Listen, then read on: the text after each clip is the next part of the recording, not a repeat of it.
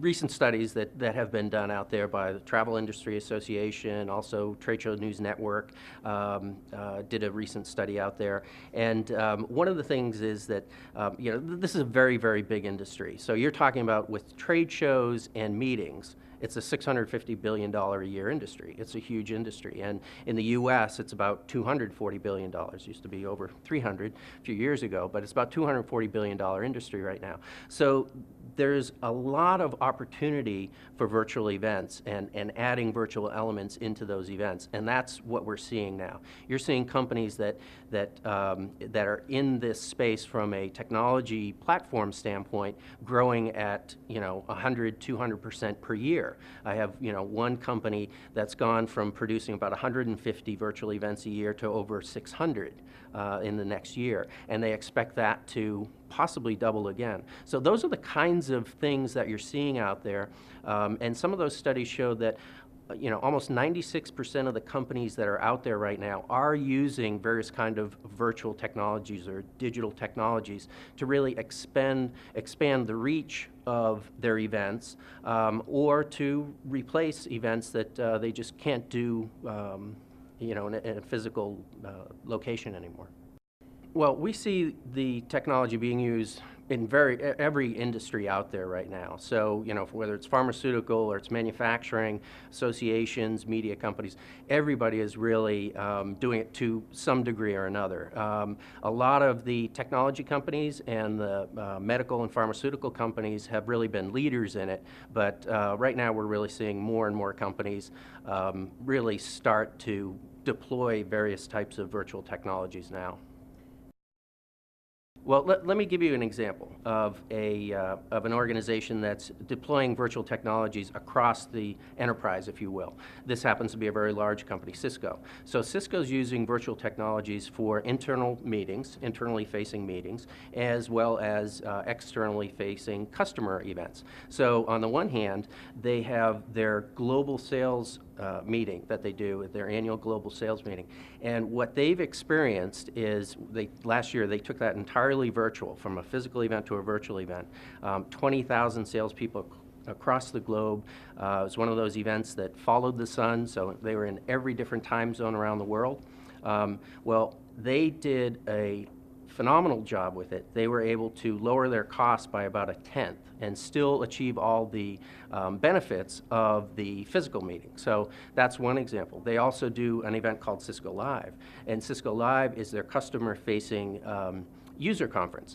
That event was just recently awarded the Grand X Award by Event Marketer magazine. That is the first time, first of all, a business-to-business company ever won the Grand X Award, and they won it for their hybrid event. So that's the first time business-to-business companies ever won. That's the first time basically a virtual event has ever won.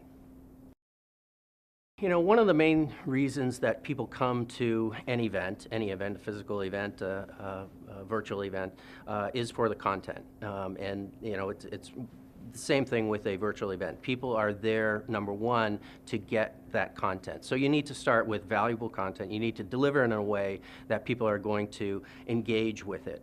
And then there's also the networking aspect of it. And just like in physical events, with virtual events, you can have various different kinds of networking activities.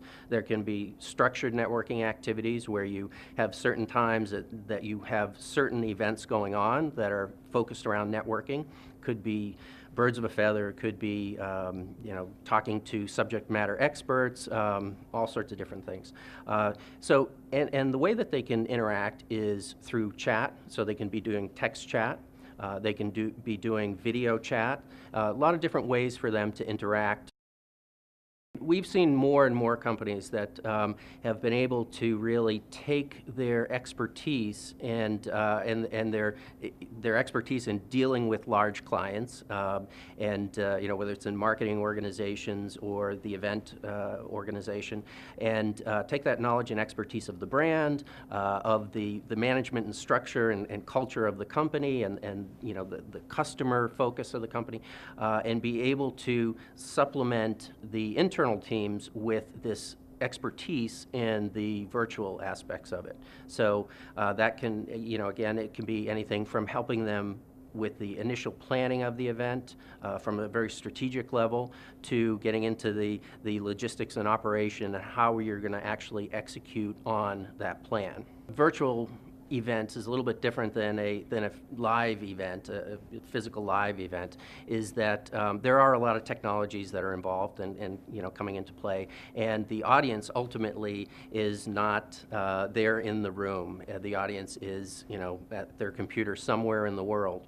And so there's a lot of technology that is in between that presenter or that program that you're putting on and that ultimate end user. So what you want to do is reduce as much of the potential issues that might arise throughout the course of the program, from a technology standpoint. So we always recommend try to produce as much of the content, if you can, in advance, and that way you can take the time to do some production work on it and make sure it's really tuned up for the delivery to the audience. And it may not be a case where you can do that if you're doing a hybrid event, which is where you're adding virtual elements into a live physical event.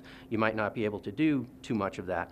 But in most cases, what we recommend is you really approach it the way a broadcaster would. So, the Colbert Report or some show like that, it looks like it's a live event, but it's really live to tape. So, and during the course of that, there'll be mistakes, there'll be times that they stop, they'll restart, reshoot things, and it really gives a much better overall experience for the audience when you do that. So that's, one of the things that we recommend you do. The other thing that we're seeing is a tremendous increase in the amount of companies that are using virtual technologies for learning activities. So it started out in events, and then it really moved into events and meetings, and now we're seeing one of the fastest growing areas, especially in places like pharmaceutical and medical, is in the learning and training space.